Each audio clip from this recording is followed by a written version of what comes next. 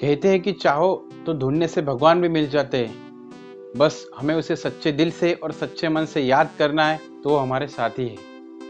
Hello दोस्तों, मैं हूँ अमित और आज मैं आपके लिए बहुत ही अच्छी कहानी लेके आया हूँ। तो आज की जो हमारी कहानी है वो हमें हमारी बचपन की यादें याद दिलाएगी। तो आज की कहानी हम शुरू करते हैं। ये कहानी है कोमल की, जो एक नन्ही सी गुड़िया, नन्ही सी परी है। कोमल के परिवार में उसके माता पिता, उसका भाई और कोमल, ऐसे 4 लोग रहते थे। बड़ा सा खुशहाल और अच्छा सा परिवार था। सब लोग एक दूसरे का ख्याल रखते थे, एक दूसरे के बारे में सोचते थे। तो कोमल के जो पापा है, जो उसके पापा थे, वो एक पोस्ट ऑफिस में काम करते थे और कोमल हर रोज़ स्कूल जाती थी, स्कूल से घर पे वापस आती थी। अचानक एक दिन, जैसे सब लोग जनरली हर रोज़ जैसे बैठते थे, वैसे खाना खाने के लिए शाम को बैठे। खाना सबका हो गया तो ऐसे ही सोने से पहले कुछ बातें करने के लिए सब लोग बैठ गए। कोमल का भाई और उसके मम्मी पापा। तो बातें करते करते अचानक उसके भाई को चक्कर आ गए, बेहोश सा हो गया और वो बेहोश हो गया कुर्सी पे, चेयर पे ही। तो सब लोग सोचने लगे कि क्या हुआ। तो वो होश में नहीं आ रहा था, तो उसे उठा के सब लोग हॉस्पिटल लेके गए। तो हॉस्पिटल लेके जाने के बाद डॉक्टर को उन्होंने चेकअप किया और कोमल के पापा को मिले और बताया कि इसके ब्रेन में कुछ कारण की वजह से चोट आई है, तो इसकी ब्रेन की सर्जरी करनी होगी। जैसे ही ये कोमल के पापा ने सुना, उनके पापा के पैर के नीचे की ज़मीन खिसक गई। मानो ऐसा हुआ, क्योंकि अचानक ऐसे कैसे हो गया कि ब्रेन की सर्जरी उसकी करनी पड़ेगी। तो डॉक्टर ने कहा कि दूसरा कोई ऑप्शन नहीं है, अदरवाइज ये ठीक नहीं हो पाएगा, ब्रेन की सर्जरी तो आपको करनी ही पड़ेगी। उसके पापा रोते गिड़गिड़ाते हुए पूछने लगे कि दूसरा कोई उपाय है, दूसरा कोई रास्ता बताओ हमें। इतने पैसे तो हमारे पास है नहीं कि हम ब्रेन की सर्जरी कराएं। डॉक्टर ने कहा कि नहीं, ब्रेन की सर्जरी तो आपको करनी पड़ेगी, उसके लिए खर्चा भी बहुत सारा आएगा। तो धीमी सी आवाज़ में कोमल के पापा ने बोला, ठीक है, कोई बात नहीं, मुझे 1-2 दिन का समय दे दो, मैं आपको अरेंज करके ऑपरेशन के बारे में बोलता हूँ। जैसे ही कोमल के पापा और मम्मी और कोमल घर पे चले गए और उसके भाई को एडमिट ही रखा हॉस्पिटल में। घर पे चले गए तो उसके मम्मी पापा दोनों एक दूसरे के साथ बात करने लगे। बात करते करके पापा को रोना आया कि अभी हमारे पास तो इतने पैसे है नहीं, अभी हमारे बच्चे का क्या होगा, उसकी तबीयत कैसे ठीक होगी, ऑपरेशन कैसे होगा। बस रोते रोते सब बोलने लगे और बाजू में कोमल बैठी थी। तो कोमल ध्यान से देख रहे थे कि पापा क्या बोल रहे हैं। तो पापा अचानक एक शब्द बोलते चले गए कि अभी पैसे नहीं, क्या करें, अभी सिर्फ हमारी मदद कोई चमत्कार ही कर सकता है, कोई चमत्कार हो तो ही हमारे बेटे की जान बच सकती है, सर्जरी हो सकती है। यही बात कोमल के दिल को लगी कि ये चमत्कार क्या है।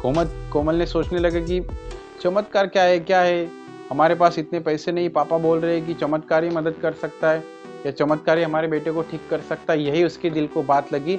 कोमल ने सोचने लगी कि नहीं, पापा के पास कुछ पैसे कम पड़ रहे लगता है, तो शायद चमत्कार इसीलिए पापा के पास नहीं है। तो उसे ऐसे लगा कि चलो, मेरे पास जो गुल्लक है, गुल्लक से मैं पैसे निकाल के एक चमत्कार खरीद के लेके आती हूँ। ऐसे कोमल ने सोचा। तुरंत वो फटाफट उठ के उसका गुल्लक लेके गई। दौड़ते के गली के एक मेडिकल में गई। मेडिकल में अपना गुल्लक लेके वहाँ पे अंकल बोलने लगी। लेकिन वहाँ पे तो बहुत सारी भीड़ थी, इसलिए भीड़ में उसकी आवाज़ जो शॉप के मालिक थे वो सुन नहीं रहे थे। जोर से आवाज़ लगाने लगी कि अंकल, लेकिन फिर भी उसके ऊपर किसी का ध्यान नहीं था इतनी भीड़ में। तो उसने उसका जो गुल्लक था वो लिया, हाथ में ही था, हाथ से ऊपर ले लिया और वहाँ पे रख दिया, दुकान के ऊपर वहाँ पे। तो फिर भी किसी का ध्यान नहीं। कोमल सोचने लगी, चिल्लाने लगी, बोलने लगी कि अंकल, लेकिन उसके ऊपर किसी का ध्यान ही नहीं था। तो उसने गुल्लक को लिया और हाथ से नीचे फेंक दिया। गुल्लक टूट गया और सब लोग देखने लगे। कोमल एक कॉइन गुल्लक से एक पैसा गिनने लगी, जमा करने लगी। तो टोटल उसके पास 21 रुपए जमा हो गए। कितने? 21। कोमल ने पैसे गिन ले, हाथ में लिए और दुकानदार जो मेडिकल के थे उनके पास दिए और बोला कि मुझे एक चमत्कार चाहिए। तो दुकानदार सोच के हैरान हो गया कि मेडिकल में चमत्कार कहाँ से मिले। कोमल को बोलने लगा कि ये चमत्कार क्या है, आप चमत्कार क्यों चाहिए आपको, दुकान में तो ऐसा कुछ मिलता नहीं मेडिकल पे। कोमल ने फिर भी जिद पकड़ी कि नहीं, मुझे चमत्कार ही चाहिए।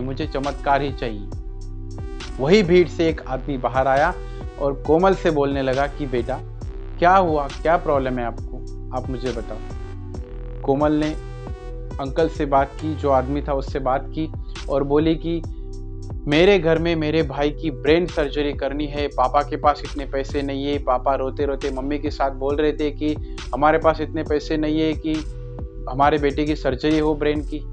अभी सिर्फ कोई चमत्कार ही हो कि वो हमारे बेटे की जान बचा सकता है, हमारे पास तो इतने पैसे नहीं। यही पापा बोल रहे और मैं इसीलिए चमत्कार खरीदने मेडिकल पे आई। तो आदमी 2 क्षण के लिए थोड़ा मुस्कुराया और हंसा और बोला कि कोई बात नहीं बेटा, मैं एक डॉक्टर हूँ और मैं आपके भाई की ब्रेन की सर्जरी, मैं आपके भाई का ऑपरेशन करूँगा। कोमल के चेहरे पे एक हल्की सी मुस्कान आई और बोला थैंक यू अंकल। तो डॉक्टर कोमल को लेके हॉस्पिटल गए और उसके भाई की ब्रेन सर्जरी कंप्लीट की और उसके भाई को लेके घर पे आए। घर पे आए तो पापा मम्मी खुश हो गए देख के कि मेरा बेटा घर पे आया, खुद के पैरों पे चल के अच्छा लग रहा है। तो उनके चेहरे पे एक मुस्कान आई, लेकिन बाद में उन्होंने पूछा कि ये क्या हुआ, कैसे हुआ। कोमल ने कुछ भी नहीं बताया। कोमल उसके भाई को लेके घर पे आई, उसका भाई ठीक हो गया, सबके चेहरे पे मुस्कान आई और सब लोग खुशी से अपने परिवार के साथ एक दूसरे के साथ रहने लगे। ये थी हमारी आज की कोमल की कहानी दोस्तों, एक छोटी सी नन्ही सी गुड़िया। ये कहानी हमें हमारे बचपन की यादें दिलाती है कि हम भी बचपन में जब छोटे हुआ करते थे तो हर एक काम के लिए, हर एक जो चीज़ हमें चाहिए उसके लिए जिद करते थे कि नहीं मुझे चाहिए चाहिए और चाहिए ही। ना सुनने की आदत ही नहीं थी हमें, चाहे हम अभी बड़े क्यों ना हो, चाहे हम छोटे थे तब की क्यों ना हो, हमें ना सुनने की आदत अभी भी नहीं है। तो अगर हमें कुछ बातों के लिए ना सुनने की आदत नहीं है तो हमारे गोल के लिए, हमारे लक्ष्य के लिए, हमारे जो भी गोल है, हमारा जो भी सक्सेस है, हमारी मेहनत के लिए हम क्यों ना बोलते हैं। अगर हम हमारी मेहनत के लिए भी बोलेंगे कि नहीं मुझे करनी है करनी है करनी ही है, हर एक हालत में करनी है, तो हम हमारी लाइफ में सक्सेस हो के ही रहेंगे। अगर नन्ही सी गुड़िया जैसी अगर वो जिद करती है कुछ काम करने के लिए, चाहे कुछ भी हो जाए, तो हम भी कर सकते हैं। वो तो ना समझे फिर भी करती है, हम तो समझदार है। क्योंकि गॉड, ऊपर वाला ऐसा है ना कि अगर आप कोई चीज़ की जिद पकड़ो, उसके पीछे पूरी जान लगा दो, तो वो चीज़ हमें ऊपर वाला देता ही है, चाहे हम बड़े हो चाहे हम छोटे हो। यही हमारी बचपन की यादें हैं और यही हमें सिखाता है कि ऊपर वाले को हमारी मेहनत के द्वारा दिल से याद करो, सच्चे मन से याद करो, वो हमेशा हमारे साथी है हर काम में, हर वक्त पे। यही हमारे आज की कहानी थी दोस्तों। और कहानी आपको कैसे लगी आप मुझे कमेंट और लाइक करके ज़रूर बता दीजिएगा। और हमेशा हंसते रहिए, स्माइल करते रहिए, तो आपकी स्माइल हर किसी के चेहरे पे मुस्कान ला सकती है। और मिलते हैं अगली वीडियो में, तब तक के लिए goodbye and take care.